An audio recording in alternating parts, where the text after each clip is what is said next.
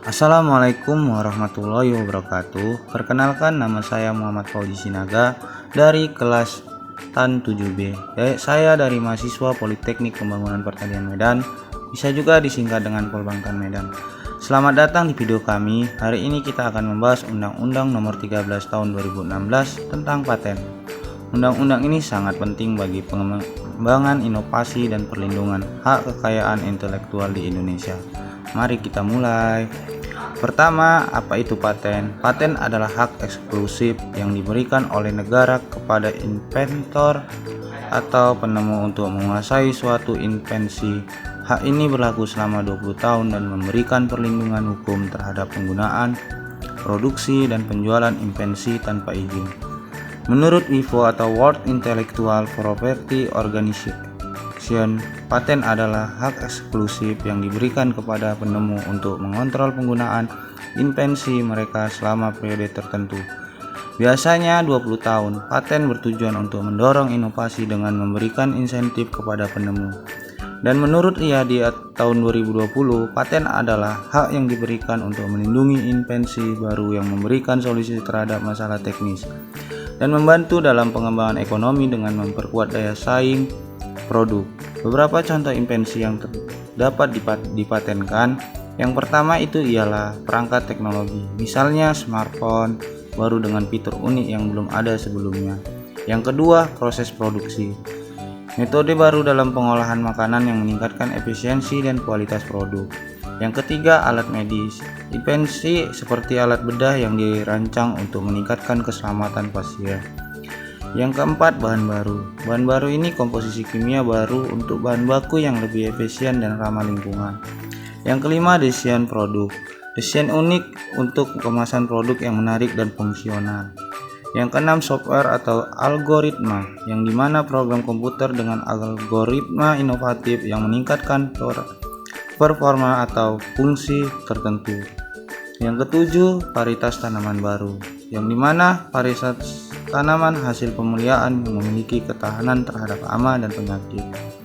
Yang ke-8, sistem energi terbarukan atau teknologi baru untuk mengkonversi energi matahari menjadi listrik dan efisiensi lebih tinggi.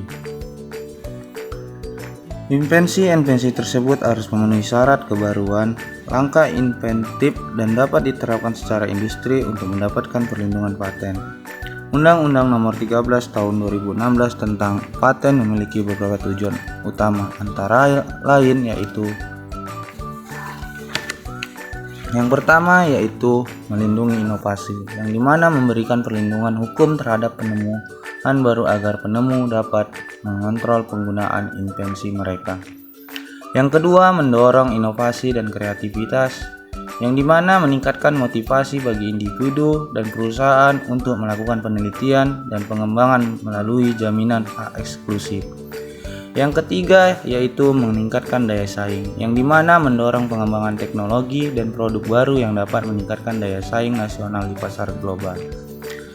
Setelah itu, yang keempat, menyediakan kepastian hukum, yang dimana menjamin kepastian hukum bagi penemu dan pelaku usaha dan menggunakan, memproduksi, dan mendistribusikan invensi.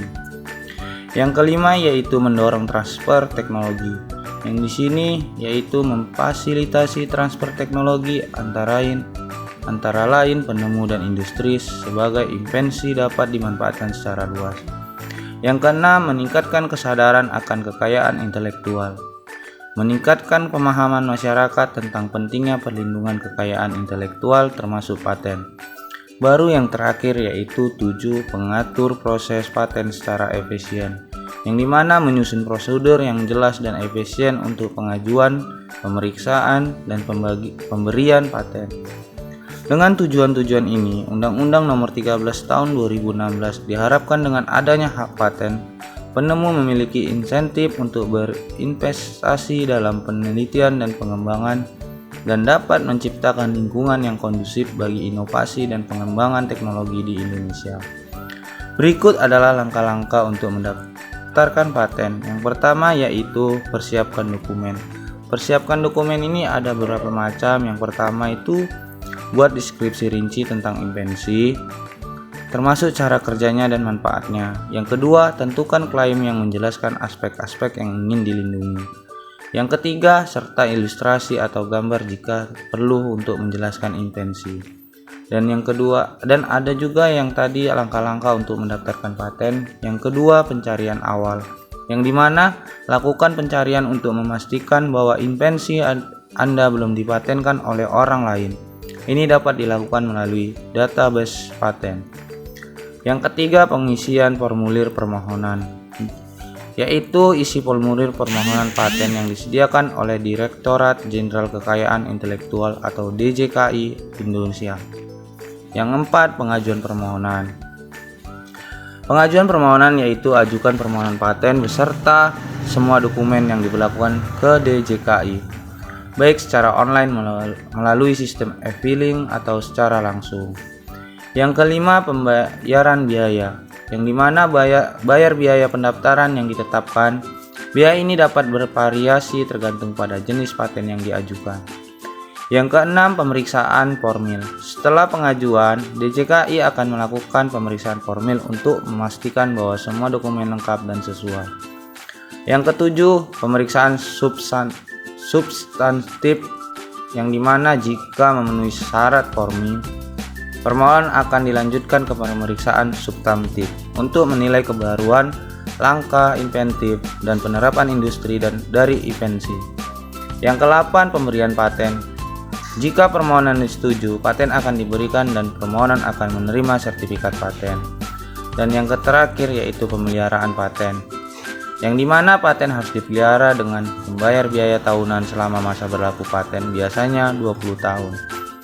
Dengan mengikuti langkah-langkah ini, Anda dapat mendaftarkan paten untuk melindungi invensi Anda secara hukum. Yaitu untuk mendapatkan paten, invensi harus memenuhi beberapa syarat. Yang kedua, invensi tidak boleh sama dengan yang sudah ada sebelumnya. Yang ketiga, invensi harus memiliki langkah inventif yang tidak obvious bagi seseorang yang ahli di bidangnya. Yang keempat, invensi harus dapat diterapkan dalam industri. Sebagai pemegang paten, ada hak dan kewajiban yang harus dipenuhi. Berikut adalah hak dan kewajiban pemegang paten. Hak pemegang paten yaitu pertama, hak eksklusif. Hak eksklusif memiliki untuk memproduksi, menggunakan, dan menjual invensi selama masa berlaku paten. Yang kedua, larangan penggunaan tanpa izin. Larangan penggunaan tanpa izin ini yaitu menggunakan, memproduksi, atau menjual invensi tanpa izin. Yang ketiga, kepemilikan lisensi. Dapat memberikan lisensi kepada pihak lain untuk menggunakan invensi bagi secara eksklusif maupun non-eksklusif. Yang keempat, perlindungan hukum. Berhak mendapatkan perlindungan hukum jika ada pelanggaran terhadap hak paten mereka. Yang kelima, penerimaan royalti. Penerimaan royalti ini ialah berhak menerima royalti atau imbalan dari pihak yang menggunakan invensi berdasarkan kesepakatan lisensi. Baru kewajiban pemegang paten. Yang pertama, pemeliharaan paten. Pemeliharaan paten ini yaitu kewajiban untuk membayar biaya tahunan agar paten tetap berlaku selama masa perlindungan. Yang kedua, pengungkapan invensi. Pengungkapan invensi ini adalah harus mengungkapkan invensi secara jelas dalam permohonan untuk memberikan informasi kepada publik. Yang ketiga, patuh terhadap ketentuan hukum. Yang dimaksud dengan patuh terhadap ketentuan hukum ini yaitu mematuhi semua ketentuan hukum yang berlaku terkait dengan pengolahan hak paten. Yang keempat, menjaga kerahasiaan. Menjaga kerahasiaan ini yang dimaksud dengan jika ada informasi yang bersifat rahasia, pemegang paten harus menjaga kerahasiaan tersebut sebagai atau sampai invensi dipublikasikan atau dipatenkan. Yang terakhir, melindungi hak paten. Yang dimaksud dengan melindungi hak paten ini ialah kewajiban untuk melindungi hak paten dari pelanggaran, termasuk mengambil tindakan hukum jika diperlukan. Dengan memahami hak dan kewajiban ini, pemegang paten dapat mengelola hak kekayaan intelektual mereka dengan baik. Mungkin ini yang bisa saya sampaikan. Apabila ada kata-kata saya yang salah dalam penyampaian saya tentang Undang-Undang Nomor 13 Tahun 2016 tentang paten, saya mohon maaf karena saya juga lagi belajar dan saya mahasiswa. Dan saya akhiri dengan assalamualaikum warahmatullahi wabarakatuh.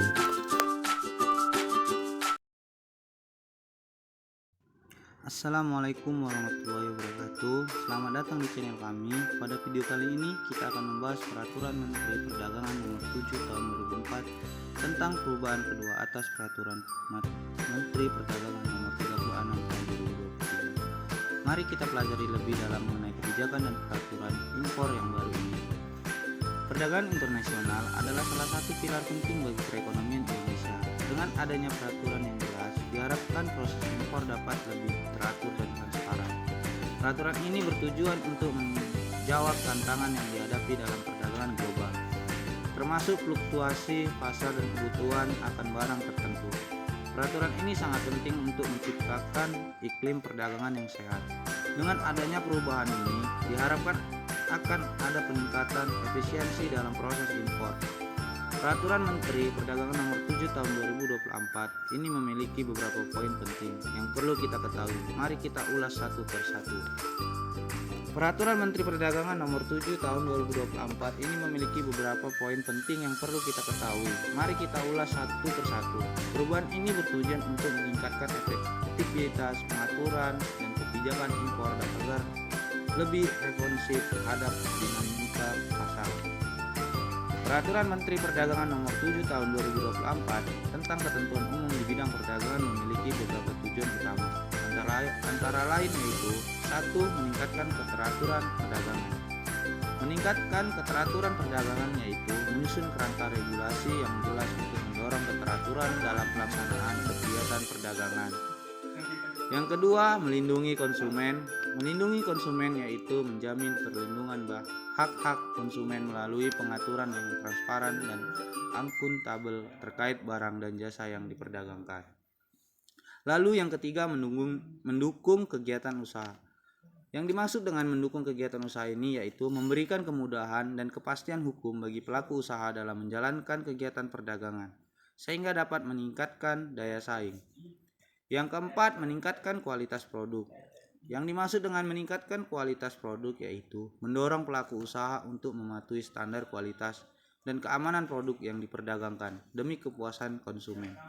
Lalu yang kelima, meningkatkan transparansi dan akuntabilitas. Yang dimaksud akuntabilitas yaitu mewajibkan pelaku usaha untuk menyediakan informasi yang jelas dan benar mengenai barang dan jasa yang ditawarkan. Oke, yang keenam, pengembangan sistem perdagangan yang berkelanjutan. Pengembangan sistem perdagangan yang berkelanjutan yaitu mendorong praktik perdagangan yang berkelanjutan dan ramah lingkungan, serta memperhatikan aspek sosial dalam perdagangan. Yang ketujuh, memperkuat kerjasama antar instansi. Yang dimaksud dengan memperkuat kerjasama antar instansi yaitu ialah meningkatkan koordinasi dan kerjasama antara berbagai instansi pemerintah dalam pengawasan dan penegakan hukum di bidang perdagangan. Yang ke-8, pendidikan dan penyuluhan. Yang dimaksud dengan pendidikan dan penyuluhan yaitu ialah memberikan pendidikan dan penyuluhan kepada pelaku usaha dan konsumen mengenai hak dan kewajiban di bidang perdagangan. Dengan tujuan tersebut, Peraturan Menteri Perdagangan Nomor 7 Tahun 2024 diharapkan dapat menciptakan iklim perdagangan yang sehat, adil, dan berkelanjutan di Indonesia. Lalu ketentuan baru, yang dimana ketentuan mengenai jenis barang yang dapat diimpor serta prosedur yang harus diikuti. Peraturan Menteri Perdagangan Nomor 7 Tahun 2024 mencakup beberapa ketentuan baru yang penting. Berikut adalah beberapa ketentuan baru yang dapat diidentifikasi, yaitu ialah 1. Pendaftaran pelaku usaha. Yang dimana pendaftaran pelaku usaha ini ada dua macam. Yang pertama, ketentuan yang dimaksud dengan ketentuan yaitu pelaku usaha diwajibkan untuk mendaftar dan mendapatkan izin yang sesuai sebelum melakukan kegiatan perdagangan.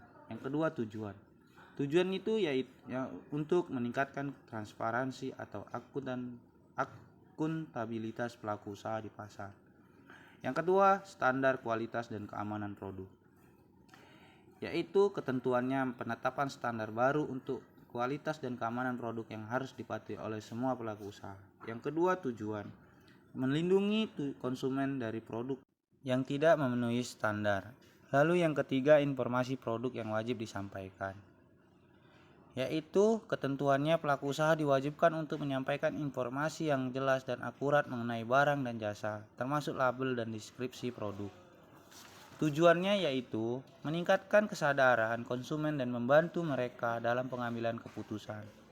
Yang keempat, pengawasan dan penegakan hukum. Ketentuannya meningkatkan mekanisme pengawasan dan penegakan hukum terhadap pelanggaran yang dilakukan oleh pelaku usaha. Tujuannya menjamin kepatuhan terhadap ketentuan yang berlaku dan memberikan sanksi bagi pelanggar. Yang kelima, penyuluhan dan edukasi. Yang ketentuannya program penyuluhan dan edukasi bagi pelaku usaha dan konsumen mengenai hak dan kewajiban mereka di bidang perdagangan. Tujuannya meningkatkan pemahaman dan kesadaran di antara pelaku usaha dan konsumen. Yang keenam, praktik perdagangan berkelanjutan. Ketentuannya yaitu mendorong praktik perdagangan yang berkelanjutan dengan mempertimbangkan aspek di lingkungan dan sosial. Tujuannya mewujudkan perdagangan yang tidak hanya menguntungkan secara ekonomi tetapi juga ramah lingkungan. Yang ketujuh, digitalisasi perdagangan. Yang ketentuannya yaitu memfasilitasi penggunaan platform digital dalam kegiatan perdagangan atau termasuk dengan e-commerce. Yang tujuannya mendorong inovasi dan efisiensi dalam perdagangan modern. Yang terakhir, koordinasi antar instansi. Ketentuannya memperkuat koordinasi antara instansi pemerintah untuk mengawasi dan penegakan hukum di bidang perdagangan. Tujuannya meningkatkan efektivitas dalam pengawasan dan penanganan masalah di sektor perdagangan. Dari ketentuan-ketentuan ini bertujuan untuk menciptakan lingkungan perdagangan yang lebih teratur, transparan, dan berkelanjutan, serta untuk melindungi kepentingan konsumen dan pelaku usaha. Contoh lain, barang-barang tertentu kini diwajibkan untuk memenuhi standar kualitas yang lebih ketat. Prosedur impor. Prosedur baru ini mencakup pengajuan izin impor yang lebih transparan dengan waktu pemrosesan yang lebih cepat. Pengusaha kini dapat mengakses sistem online untuk memantau status izin mereka. Sanksi. Yang keempat yaitu sanksi. Peraturan ini juga menetapkan sanksi tegas bagi pelanggaran untuk memastikan kepatuhan dari semua pihak yang terlibat. Peraturan Menteri Perdagangan Nomor 7 Tahun 2024 mengandung beberapa prinsip penting yang menjadi dasar pelaksanaannya. Berikut adalah prinsip-prinsip tersebut. Peraturan Menteri Perdagangan. Prinsip-prinsip tersebut. 1. Transparansi. Transparansi ini terbagi dua, yaitu semua informasi terkait produk dan kegiatan perdagangan harus disampaikan secara jelas dan terbuka. Meningkatkan kepercayaan konsumen dan memastikan bahwa mereka memiliki akses ke informasi yang akurat. Yang kedua, akuntabilitas. Akuntabilitas ini juga mempunyai dua aspek. Yang pertama, pelaku usaha bertanggung jawab atas tindakan dan produk yang mereka tawarkan di pasar. Dan yang kedua, aspek kedua itu menjamin bahwa pelaku usaha mempertanggungjawabkan kualitas produk dan praktik perdagangan mereka. Yang ketiga, keadilan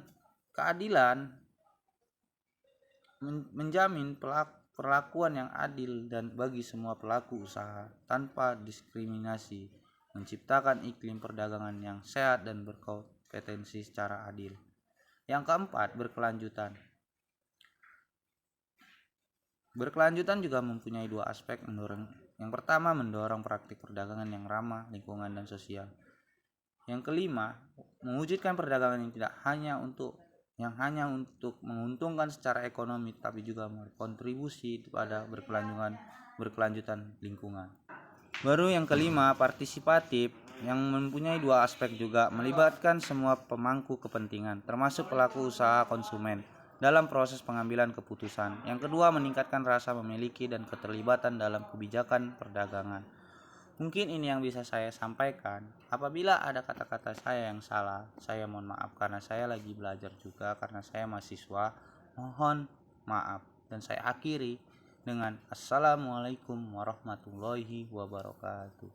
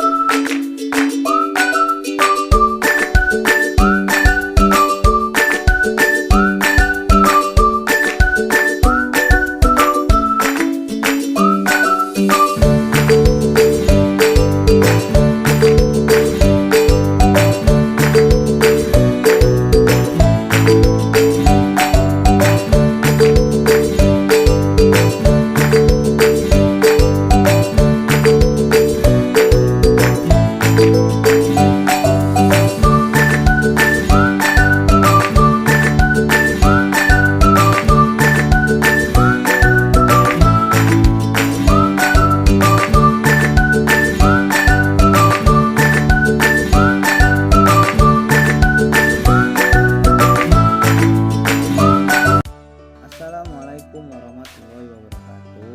Selamat datang di video saya kembali.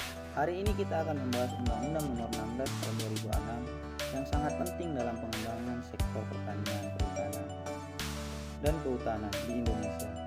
Undang-undang ini berperan dalam meningkatkan kesejahteraan petani, nelayan, dan masyarakat yang bergantung pada sumber daya alam. Seiring dengan pertumbuhan populasi dan perubahan iklim, sektor pertanian, perikanan, dan kehutanan dihadapkan pada berbagai tantangan. Masalah seperti penurunan produktivitas, kerusakan lingkungan, dan kurangnya pengetahuan menjadi hambatan serius. Oleh karena itu, dibutuhkan sistem penyuluhan yang efektif untuk membantu masyarakat menghadapi masalah ini. Dalam Undang-Undang Nomor 16 Tahun 2026 bertujuan untuk Undang-Undang Nomor 16 Tahun 2006 tentang paten memiliki beberapa tujuan utama. Antara lain, yang pertama, melindungi inovasi, yang memberikan perlindungan hukum atas hasil inovasi dan invensi penemu agar tidak disalahgunakan oleh pihak lain. Yang kedua, mendorong penelitian dan pengembangan, yang dimana mendorong penelitian dan pengembangan itu meningkatkan insentif bagi individu dan perusahaan untuk melakukan penelitian dan pengembangan melalui jaminan hak eksklusif. Yang ketiga, meningkatkan daya saing nasional. Meningkatkan daya saing nasional yaitu mendorong pengembangan teknologi dan produk baru yang dapat meningkatkan daya saing Indonesia di tingkat global.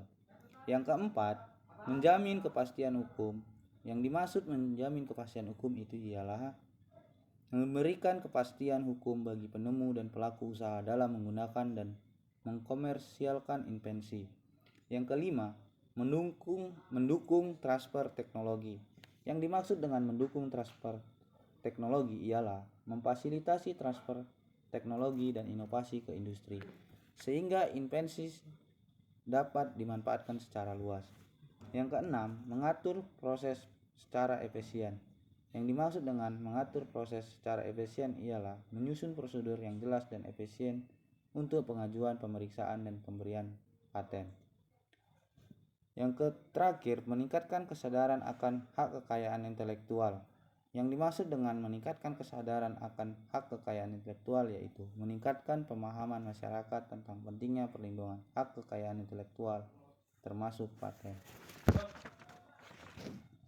Penyuluhan adalah proses pemberian informasi, pendidikan, dan pelatihan kepada masyarakat untuk meningkatkan pengetahuan dan keterampilan mereka. Sistem penyuluhan mencakup berbagai lembaga seperti Dinas Pertanian, Dinas Perikanan, dan Dinas Kehutanan. Masing-masing lembaga memiliki tugas untuk menyebarkan informasi dan memberikan bimbingan kepada masyarakat. Penyuluhan memiliki peran penting dalam memberikan informasi terkini, teknologi baru, dan praktik terbaik kepada petani dan nelayan. Mereka juga berfungsi sebagai mediator antara pemerintah dan masyarakat. Berbagai metode digunakan dalam penyuluhan seperti pelatihan langsung, demonstrasi lapangan, dan penggunaan media informasi. Hal ini bertujuan untuk memudahkan masyarakat dalam memahami materi yang disampaikan. Partisipasi masyarakat sangat penting dan sistem penyuluhan. Masyarakat diajak untuk terlibat aktif dalam proses penyuluhan. sehingga mereka merasa memiliki dan bertanggung jawab terhadap program yang dijalankan. Evaluasi dilakukan untuk mengukur keberhasilan program penyuluhan.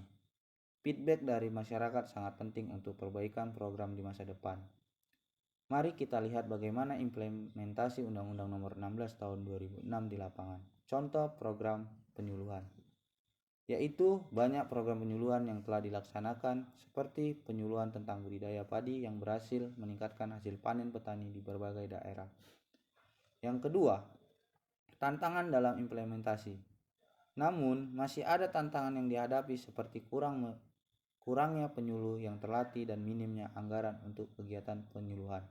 Yang ketiga, solusi dan rekomendasi. Solusi dan rekomendasi ini sangat penting untuk meningkatkan kapasitas penyuluh melalui pelatihan dan memperkuat jaringan informasi agar penyuluhan dapat berjalan lebih efektif. Berikut adalah penjelasan yang lebih mendalam mengenai prinsip-prinsip penyuluhan pertanian berdasarkan Undang-Undang Nomor 16 Tahun 2006 tentang sistem penyuluhan pertanian, perikanan, dan kehutanan. Pertama, demonstrasi. Penyuluhan pertanian harus dilaksanakan dengan prinsip demokrasi, yang berarti semua pihak termasuk pemerintah, penyuluh, dan pelaku utama. Yang dimaksud dengan pelaku utama itu ialah petani, nelayan, dan masyarakat.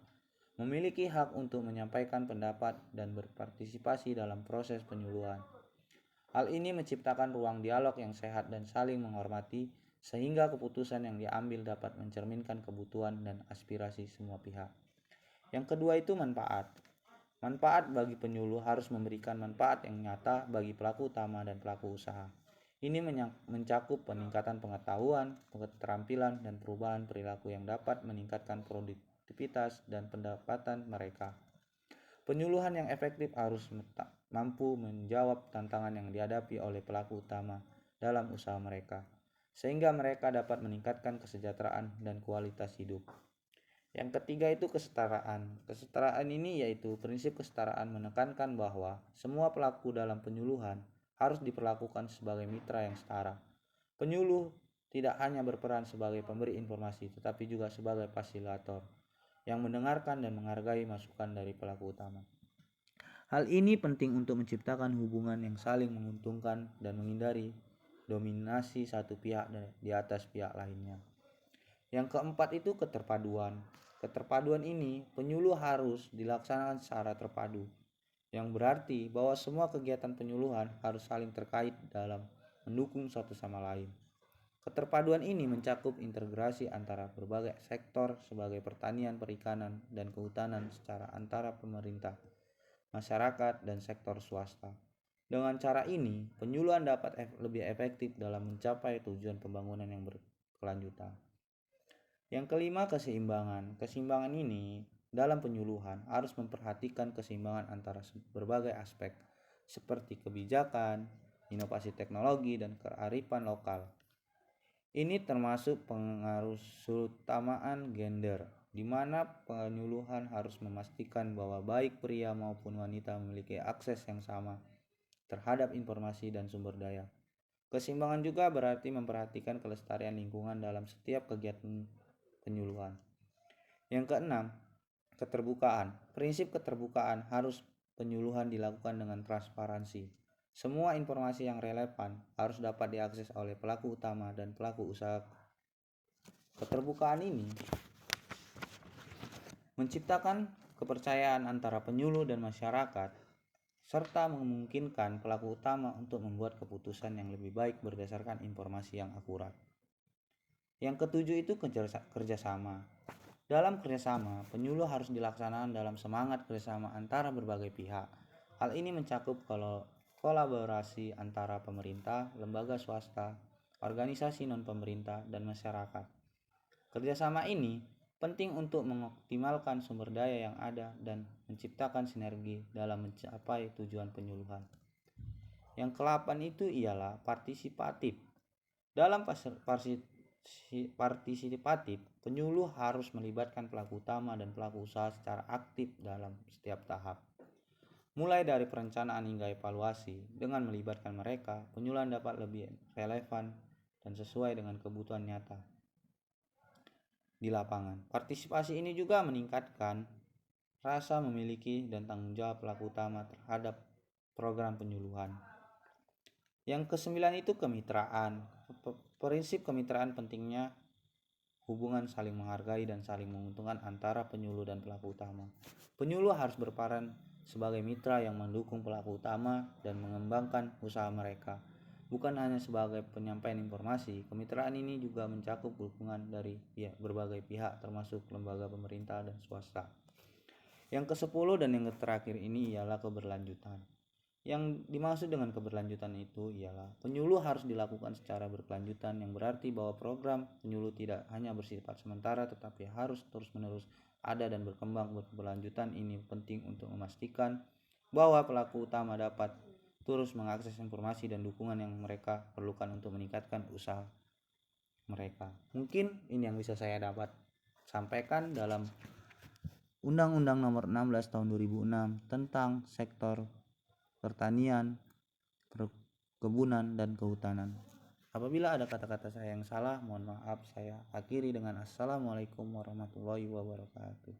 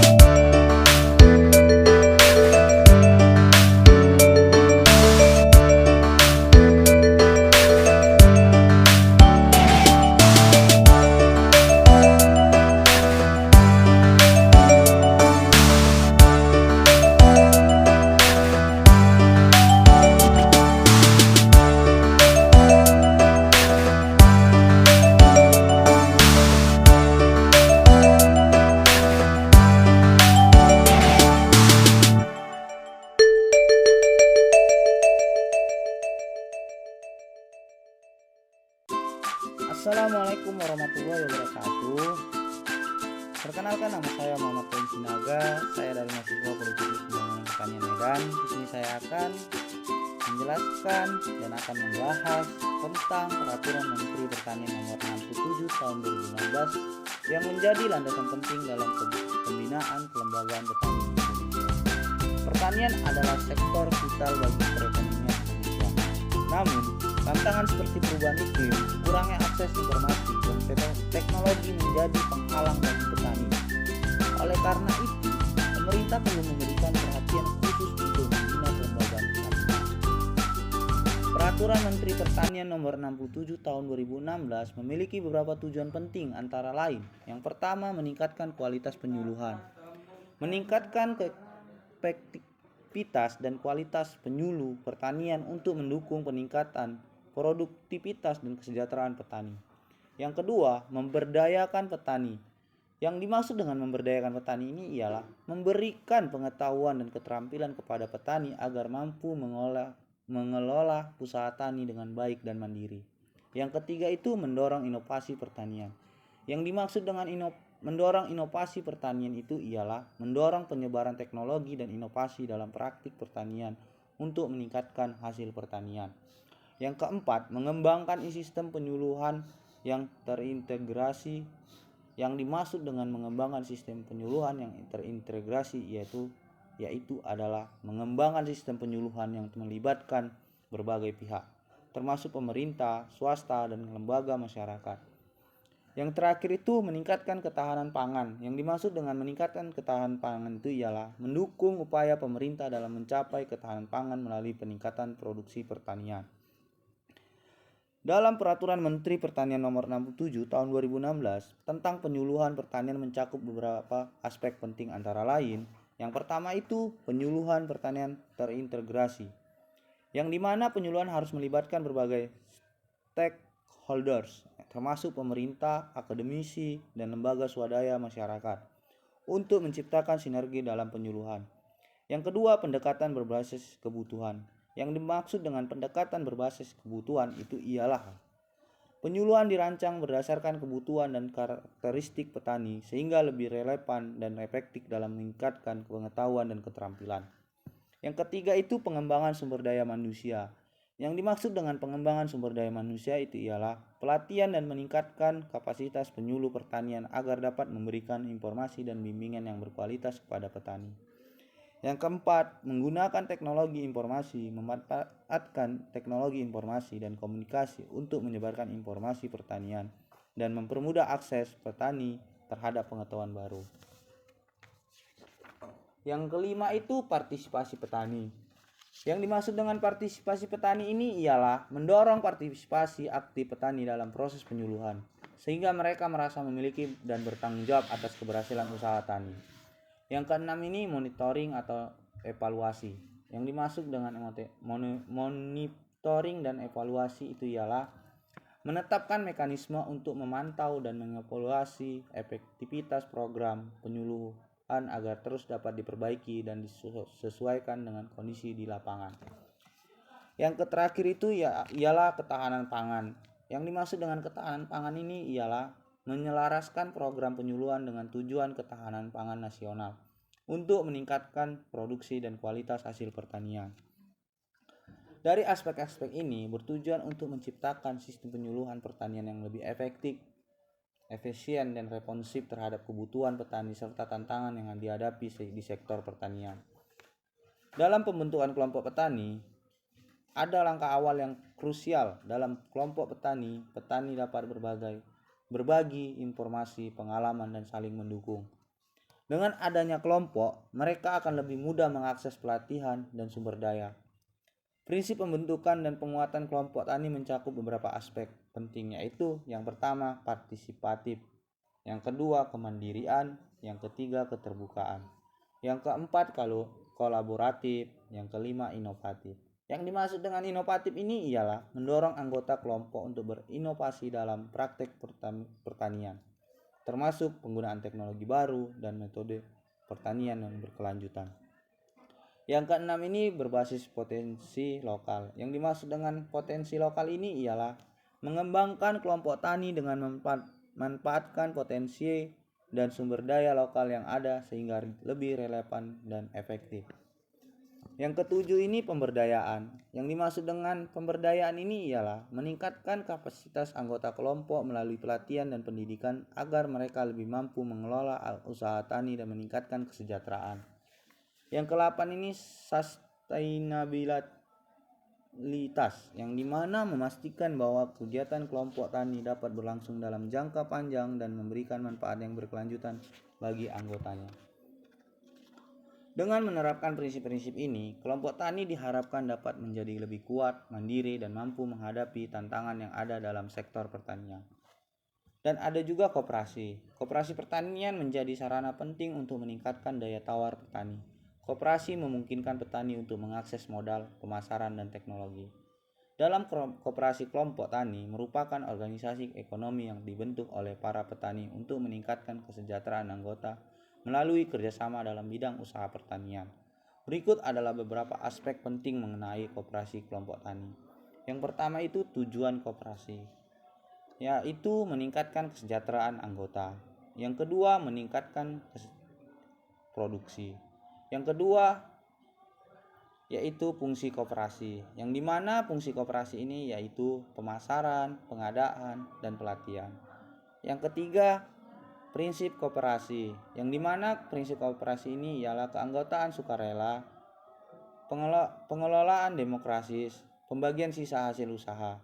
Yang keempat, manfaat koperasi bagi anggota, yang dimana peningkatan pendapatan, penguraian biaya, akses pada informasi dan teknologi. Yang kelima yaitu tantangan koperasi, yang dimana keterbatasan sumber daya, manajemen, partisipasi anggota. Yang keenam dan yang terakhir ini yaitu contoh kegiatan koperasi, Contoh kegiatan koperasi ini, pengumpulan dan distribusi, penyuluhan dan pelatihan, diversifikasi usaha. Koperasi, kelompok tani berperan penting dalam meningkatkan daya tawar petani, memperkuat jaringan sosial dan menciptakan ketahanan ekonomi di kalangan petani. Peraturan ini juga menekankan petaninya akses terhadap sumber daya termasuk teknologi pertanian dan informasi pasar. Dengan akses ini, petani dapat meningkatkan hasil produksi dan kualitas produk. Teknologi sangat penting untuk meningkatkan efisiensi dengan informasi yang tepat. Petani bisa mengambil keputusan yang lebih baik. Implementasi peraturan menteri ini memang tidak tanpa tantangan. Beberapa di antaranya adalah kurangnya pemahaman tentang kelembagaan dan keterbatasan sumber daya. Mengatasi pemahaman petani mengenai kelembagaan petani memerlukan pendekatan yang sistematis dan partisipatif. Berikut adalah beberapa cara yang dapat dilakukan. Yaitu yang pertama, pendidikan dan penyuluhan. Dalam pendidikan penyuluhan ini pelatihan reguler atau workshop dan seminar. Yang kedua, pendekatan partisipatif, yaitu diskusi kelompok, keterlibatan dalam pengambilan keputusan.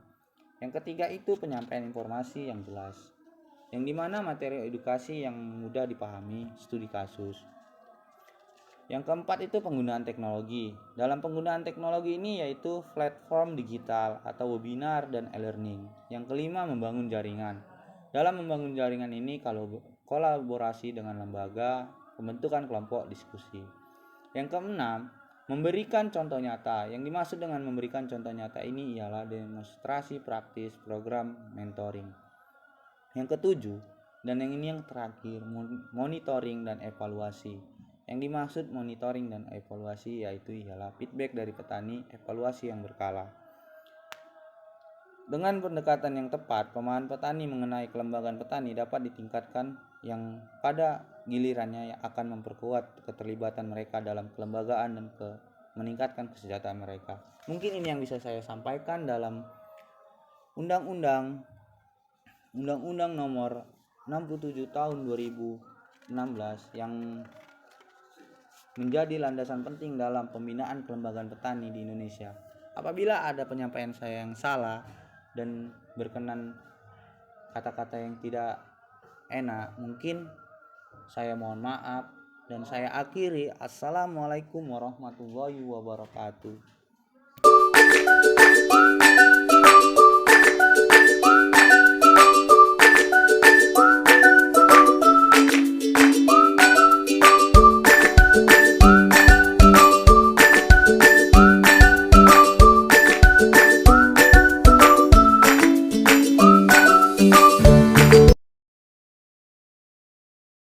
Assalamualaikum warahmatullahi wabarakatuh. Selamat datang di video kita kali ini. Hari ini kita membahas Undang-Undang Republik Indonesia Nomor 8 Tahun 1999 tentang perlindungan konsumen.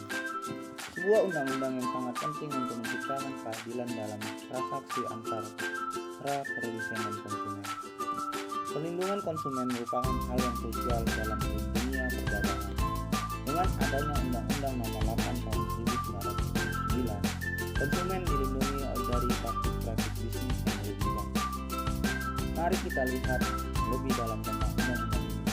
Undang-undang ini disahkan pada 20 April 1999 sebagai respon terhadap semakin kompleksnya hubungan antara konsumen dan produsen.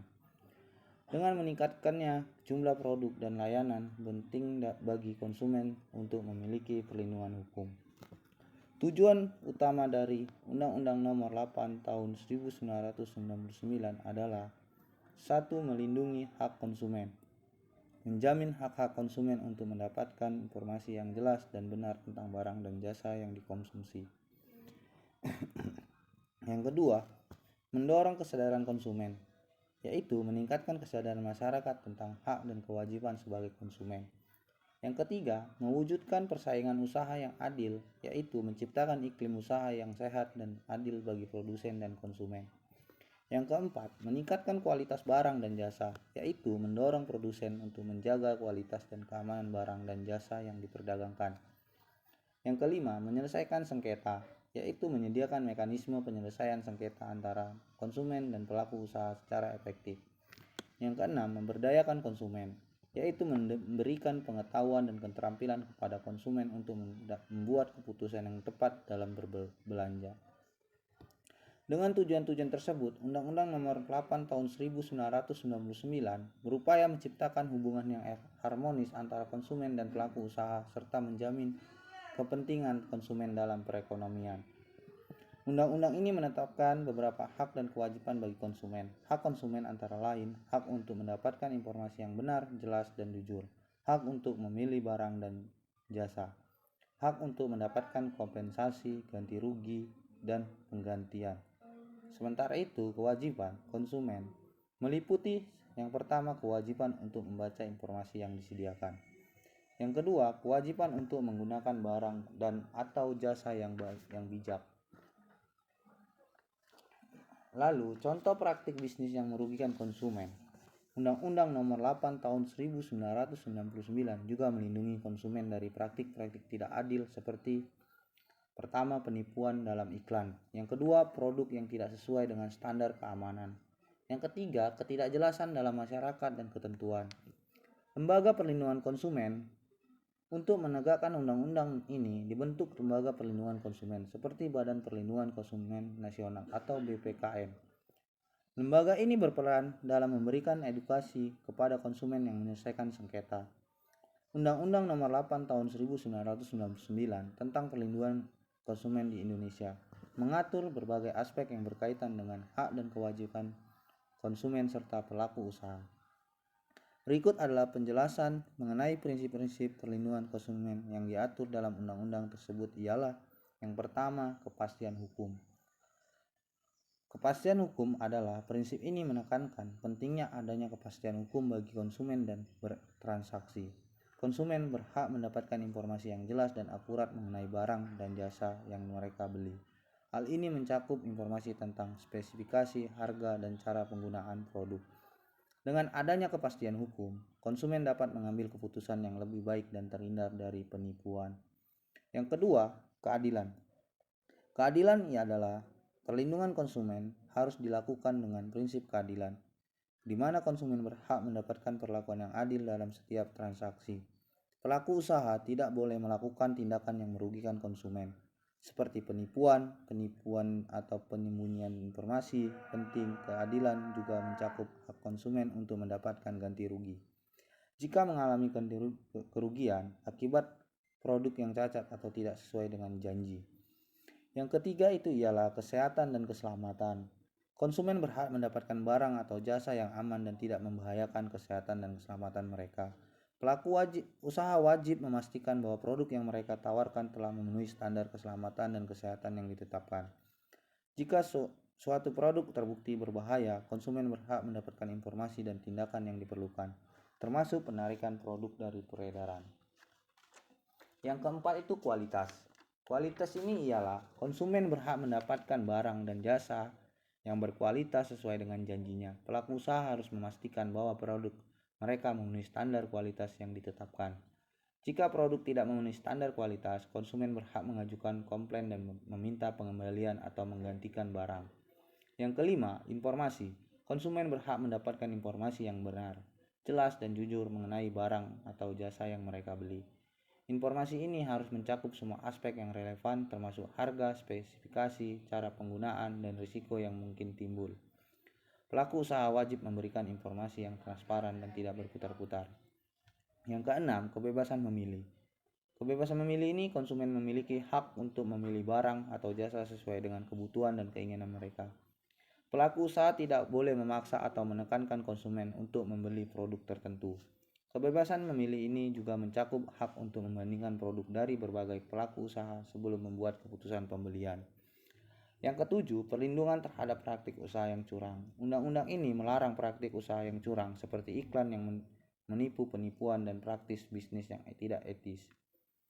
Konsumen dilindungi dari tindakan yang merugikan dan tidak adil dari pelaku usaha. Jika konsumen merasa dirugikan, mereka berhak untuk mengajukan pengaduan kepada Lembaga Perlindungan Konsumen. Yang ke-8, penyelesaian sengketa. Penyelesaian sengketa ini ialah konsumen berhak mendapatkan penyelesaian yang adil dan cepat jika terjadi gangguan antara konsumen dan pelaku usaha. Undang-undang ini mengatur mekanisme penyelesaian sengketa, baik melalui mediasi, arbitrase, maupun jalur hukum. Konsumen dapat menyampaikan keluhannya kepada lembaga perlindungan konsumen atau lembaga lain yang berwenang. Yang kesembilan itu ialah penyelesaian sengketa. Konsumen berhak mendapatkan penyelesaian yang adil dan cepat jika terjadi gangguan antara konsumen dan pelaku usaha. Undang-undang ini mengatur mekanisme penyelesaian sengketa, baik melalui mediasi, arbitrase maupun jalur hukum. Yang kesembilan itu ialah pendidikan konsumen. Pendidikan konsumen merupakan bagian penting dari perlindungan konsumen. Konsumen berhak mendapatkan informasi dan pendidikan mengenai hak dan kewajiban mereka, serta cara berbelanja yang bijak. Pelaku usaha dan pemerintah memiliki tanggung jawab untuk memberikan edukasi kepada konsumen agar mereka lebih cerdas dan kritis dalam bertransaksi. Yang ke-10 yaitu partisipasi masyarakat, yang dimana prinsip ini menekankan pentingnya partisipasi masyarakat dalam perlindungan konsumen. Konsumen sebagai bagian dari masyarakat berhak untuk melibatkan dalam proses pengambilan keputusan yang berkaitan dengan perlindungan konsumen. Masyarakat juga dapat berperan aktif dalam mengawasi pelaksanaan perlindungan konsumen dan memberikan masukan kepada pemerintah. Dengan menerapkan prinsip perlindungan konsumen ini, konsumen diharapkan dapat terlindungi dari praktis bisnis yang merugikan dan dapat bertransaksi dengan aman, adil, dan nyaman. Undang-Undang Nomor 8 Tahun 1999 menjadi landasan hukum yang penting dalam menciptakan lingkungan yang bermanfaat bagi konsumen dan pelaku usaha di Indonesia. Dengan adanya Undang-Undang Nomor 8 Tahun 1999, diharapkan konsumen Indonesia dapat terlindungi dan terlindung dari praktik bisnis yang merugikan. Sebagai konsumen, penting bagi kita untuk mengetahui hak dan kewajiban kita agar dapat bertransaksi dengan aman. Mungkin ini yang bisa saya sampaikan. Semoga bermanfaat bagi Anda. Apabila ada kata-kata saya yang salah dan tidak berkenan di hati Anda, mungkin saya memohon maaf 1000 kali maaf, karena saya juga lagi belajar dan saya mahasiswa, dan untuk menyelesaikan tugas saya membuat video seperti ini. Apabila ada kata-kata saya juga yang salah, mungkin terakhir kata-kata ini saya sampaikan, mohon maaf lahir dan batin. Dan saya akhiri, Assalamualaikum warahmatullahi wabarakatuh.